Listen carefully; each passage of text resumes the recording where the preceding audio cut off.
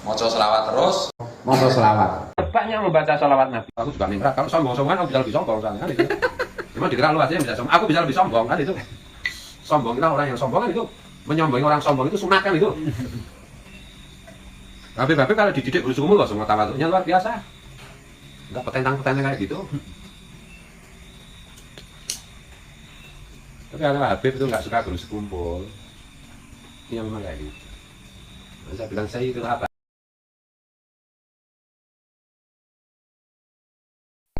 Saya itu tidak semua pendapat Habib Rizik atau tindakan Habib Rizik itu semuanya kok setuju, tidak. Tapi juga semua pendapat dan tindakan Habib Rizik saya tidak setuju juga tidak. Jadi kalau menurut saya benar baik ya saya setuju, kalau enggak ya enggak. Biasa aja toh, beda pendapat. Terus tapi ini ada yang menarik yang diceritakan oleh Habib Novel Al-Idris Solo itu. Saya agak kaget tuh.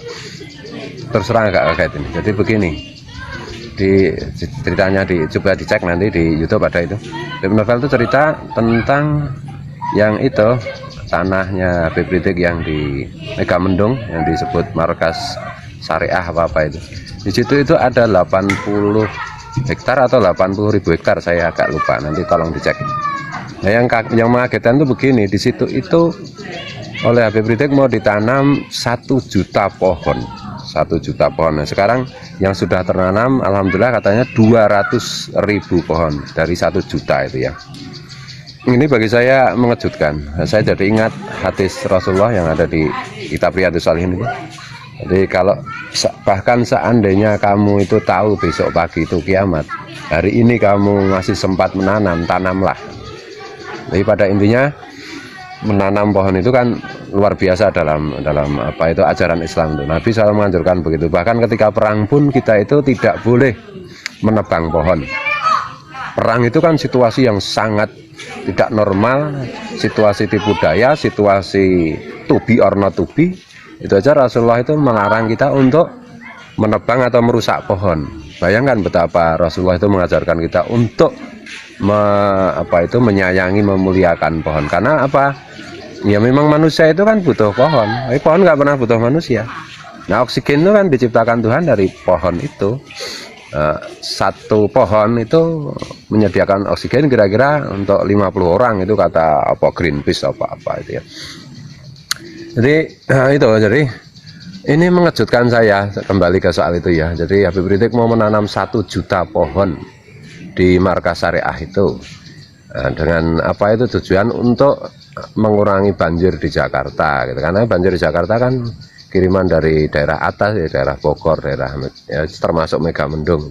Karena ya di situ itu, di daerah situ kan dulu banyak pohon sehingga air hujan itu diserap ke tanah oleh pohon. Nah, sekarang karena yang ditanam bukan pohon tapi jenenge semen dan batu bangunan, maka akibatnya ya kalau ada hujan tidak terserap ke tanah tapi langsung mengalir menuju dataran yang lebih rendah dan Jakarta itu jadi korban. Yang menarik kan begini, selama ini yang kita kenal Habib Rizik itu seperti itu ya, tiba-tiba ternyata ada sisi-sisi yang luar biasa gitu ya, menanam pohon itu ya. Karena beliau itu bukan Bupati Bogor, bukan Gubernur DKI, bukan ini. Nah, soal banjir Jakarta macam-macam kan itu kan tanggung jawab utamanya kan pada pemerintah. Ini bukan pemerintah, bukan apa, tapi dan tidak ngomong kepada siapa-siapa, tidak mengumumkan kepada siapa-siapa, tapi ikut membantu itu ya, menanggulangi banjir. Ini mungkin bisa diartikan dari segi terserah lah. Dan saya juga ingat kata Nabi itu di Riyadhus Shalihin itu, siapa yang menanam pohon, kemudian pohon itu berbuah, dan buahnya dimakan oleh orang yang menanam atau keluarganya atau orang lain atau bahkan hewan, itu semua menjadi sedekah. Misalnya menanam pohon mangga, kemudian seperti ini mangga itu diambil orang, dicuri orang, ya sedekah. Kemanfaatannya ada orang berteduh di situ, itu sedekah. Kemudian kalau kita kembangkan lagi apa yang dimaksud Rasulullah gitu. Berarti kalau ada semut di situ tinggal, oh ya Rasulullah juga bilang kalau ada burung di situ bersarang itu sedekah bagi yang menanam pohon itu. Jadi kemanfaatan pohon itu, selagi pohon itu memberi manfaat kepada makhluk apapun itu, manusia apakah hewan apa, itu itu dihitung sedekah, mendapat pahala sedekah untuk si yang menanam pohon itu, untuk si yang merawat pohon itu. Ada kalanya menanam dan merawat, ada kalanya cuma menanam, tapi ada yang lain lagi yang merawatan itu. Nah kalau kita kembangkan lagi yang dimaksud Rasulullah itu, siapa yang menanam pohon, nah pohon itu kan menjadi alat Tuhan untuk memproduksi oksigen. Berarti dia selagi pohon itu masih hidup, dia sedekah oksigen dong kepada kehidupan ini, kepada manusia, kepada makhluk hidup lain yang butuh oksigen. Berarti juga karena pohon itu memproduksi ozon, berarti itu juga dong, sedekah juga. Ozon itu kan O3 ya, yang melindungi bumi dari bahaya sinar matahari. Kalau nggak ada ozonnya, nah sekarang ini kan ozonnya bolong, terjadi pemanasan global dan lain-lain, akibatnya kan bisa memusnahkan kehidupan kan gitu. Nah, ozon itu kan peneduh ya, peneduh. Dan ada kaidah juga toh, kalau di Islam itu kalau siapa yang memberi makan makhluk Allah, maka Allah akan memberi makan dia. Berarti di akhirat nanti maupun di dunia ini, siapa yang beri peneduh bagi sesama, maka Allah juga akan memberi tempat berteduh di dunia maupun di akhirat. Jadi luar biasa itu ajaran Islam mengenai pohon, mengenai menanam pohon kan gitu. Dan bahkan kalau kita cek ya, tidak ada satupun nabi, tidak ada satupun wali yang menyuruh menebang pohon. Tapi semua nabi, semua wali itu pasti menyuruh menanam pohon kan gitu. Jadi kalau kita bicara masalah di dunia ini kan sekarang yang sedang tren itu kan jenisnya environmental etik gitu ya, etika lingkungan gitu. Nah sayang sekali belum ada presiden di seluruh dunia ini yang mendasarkan kepemimpinannya dengan ideologi itu etika lingkungan itu. Kalau jenenge ada presiden yang begitu, berarti kan luar biasa kan gitu. Jadi kalau kita ingat lagi misalnya ini agak kesana kemari ya, nggak apa-apa ya.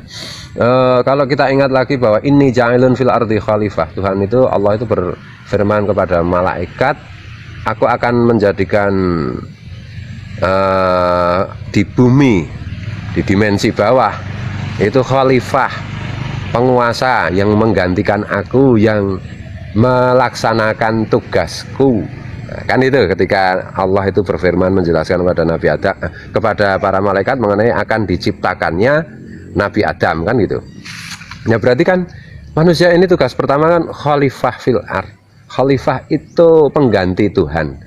Tuhan itu memelihara, Tuhan itu menumbuhkan. Jadi tugas utama ya manusia itu ya harusnya menjaga, menumbuhkan ini. Nah kalau hari ini kita melihat manusia merusak hutan dan seterusnya, itu berarti kan bertentangan dengan tujuan pertama Allah menciptakan, yaitu sebagai pengganti Allah. Allah sudah menumbuhkan, Allah sudah menjaga, kemudian dipasrahkan manusia. Kenapa manusia bikin dosa? Allah itu membangun, kenapa manusia bikin dosa kan gitu.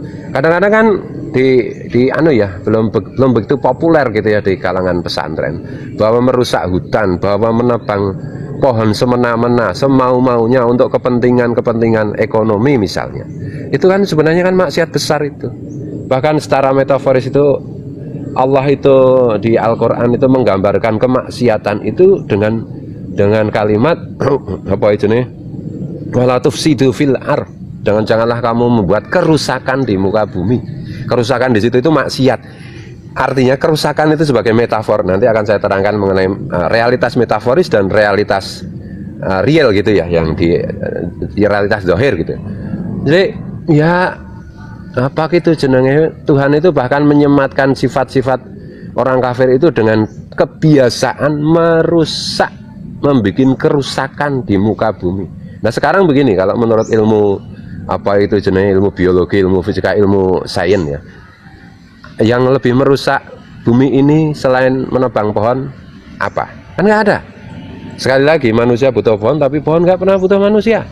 Semua makhluk itu butuh pohon, tapi pohon nggak pernah butuh. Dan, ya manusia juga nggak butuhnya sama Allah. Ya gitu kan ilmu hakikat, ilmu syariatnya kan seperti itu gitu ya. Jadi apalagi yang jadi itu ya.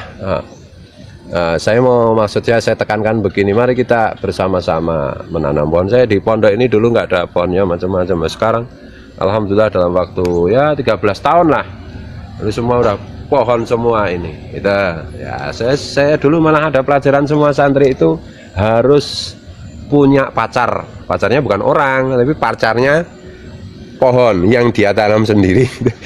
Pacarku pohon mangga yang itu, pacarku pohon jati yang itu. Maksudnya pacar itu menyayangi, melaksanakan perintah Nabi itu ya. Kira-kira kayak begitu. Jadi menanam dan menanam itu ajaran Islam yang hari ini. Bahkan cuma bukan hanya ajaran agama Islam, ajaran semua agama lah sebenarnya. Islam menekankan lagi kan gitu. Hari ini itu orang melupakan bahwa bisa jadi loh sekarang itu, karena Allah itu mengangkat seseorang menjadi kekasih yang menjadi walinya itu bukan karena baca Qur'annya, bukan karena sholatnya, bukan karena puasanya, bukan karena ilmunya, tapi karena akhlakul karimah dan sakhoan. Akhlakul karimah hari ini yang paling dilupakan itu kan yaitu mencintai pohon, menanam pohon dan seterusnya itu. Kalau di kitab ya sebenarnya di kitab-kitab kuning juga adalah jangan pernah kamu memotong dahan atau ranting pohon kecuali sudah kamu ukur benar manfaatnya dan sudah terukur benar bahwa mudaratnya dan manfaatnya lebih banyak kan gitu. Nah hari ini bukan hanya ranting, bukan hanya dahan, pohon semua ditebangi, mengerikan gitu. Nah dan mereka mengaku beragama kayak begitu. Agama macam apa kayak gitu ya, kira-kira kayak itulah. Mari kita menanam pohon. Siapapun yang menanam pohon itu bagi saya kagum. Siapapun yang tukang merusak pohon, merusak hutan macam-macam, itu bagi saya itu harus disadarkan nggak benar. Allahumma sholli ala sayyidina Muhammad ahlal wara mantiqan wa asdaq wallahu muwaffiq ila aqwamit thoriq wallahu a'lam.